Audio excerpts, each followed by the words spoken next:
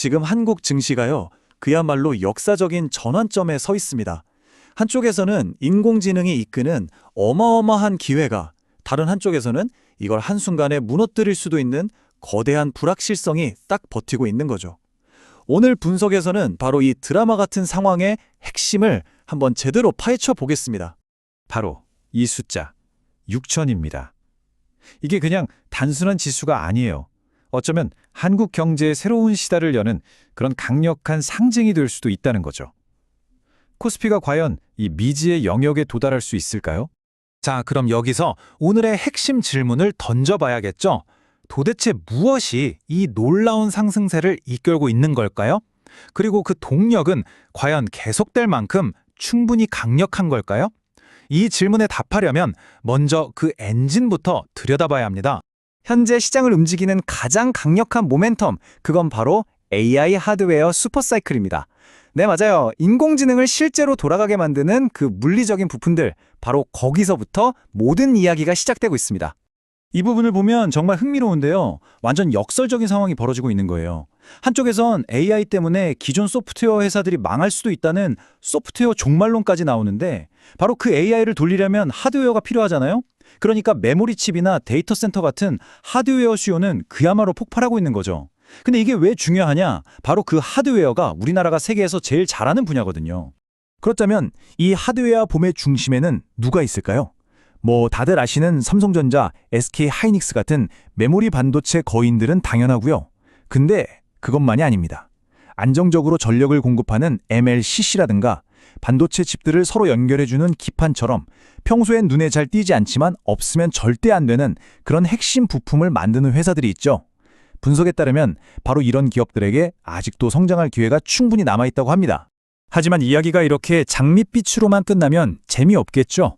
이 눈부신 상승을 가로막을 수 있는 아주 거대한 우려의 벽이 버티고 있습니다.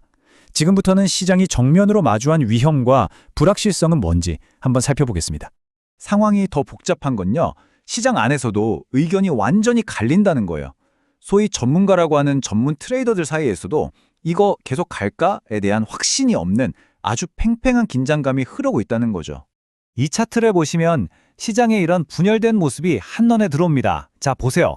한쪽에서는 새로운 자금이 들어와서 이 추세 계속 간다에 5,976계약이나 순매수하며 베팅을 하고 있어요. 그런데 반대편에 보세요. 외국인 투자자들은 무려 16,000계약을 순매도 하면서 아니야, 이거 위험해, 대비해야 돼 라고 말하고 있는 겁니다. 완전히 다른 두 세력이 지금 정면으로 충돌하고 있는 거죠. 이제 시장 밖에서 오는 가장 큰 위험 요인을 한번 볼게요. 한 분석 보고서가 이 위험을 딱 한마디로 이렇게 표현했어요. 시장의 가장 큰 꼬리 위험이다.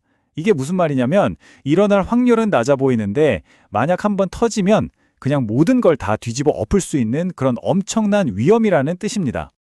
그 위험의 정체가 뭐냐? 바로 트럼프 행정부의 관세 정책입니다. 이게 그냥 세금 좀 더 내는 그런 문제가 아니에요. 우리나라처럼 수출로 먹고 사는 경제는요, 글로벌 공급망 자체가 흔들리면서 치명타를 입을 수 있고요. 또 원자재 가격이 올라서 인플레이션 압박이 다시 시작될 수도 있습니다.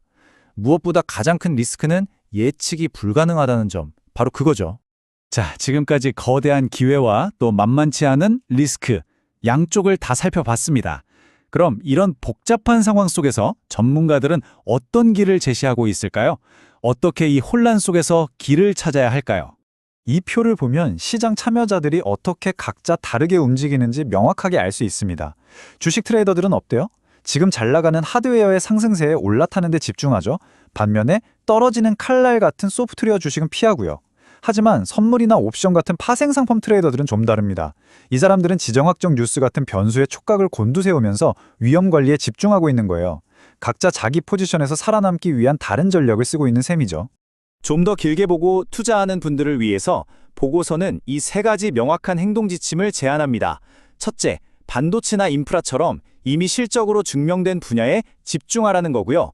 둘째, 4월이나 5월에 열리는 주요 바이오 학회처럼 단기적으로 주가를 끌어올릴 만한 이벤트를 잘 활용하라는 겁니다.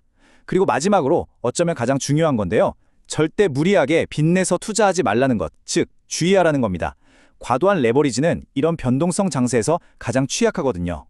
여기서 정말 중요한 개념이 하나 나오는데 바로 리레이팅입니다. 이 단어를 꼭 기억하셔야 해요. 이게 그냥 주가가 좀 올랐다는 뜻이 아닙니다. 시장이 한국 증시, 특히 핵심 우량주들의 가치 자체를 아예 근본적으로 다시 보고 있다는 뜻이에요.